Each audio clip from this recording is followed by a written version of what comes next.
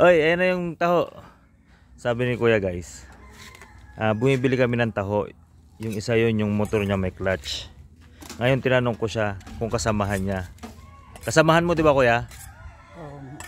Oh. Ano pangalan nun kuya? Rudy ata yun. Oh, Rudy. Kasama niya, hindi niya kilala guys.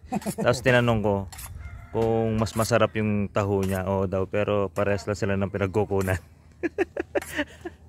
Paano mo nasabi mas masarap sa'yo kuya? Depende sa paglagay ng arnibal. Oo. Ayan. Ano ba yung nilalagay dyan? Sago? Sagu. Di ba pwede puro sago na lang? Magkano yung mga ganyan kuya? 20%. 20. Pwede 10 lang, ganon. Pwede. May mga humihingi rin sa yung bata. Mayroon din. Pag ako hihingi, magbibigay kayo.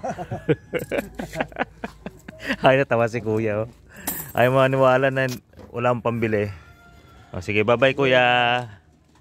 Pag weekend kuya, daan-daan ka lang dito. Kasi pag everyday may pasok eh. Ay, umipasok ka lang. Sige, bye-bye kuya.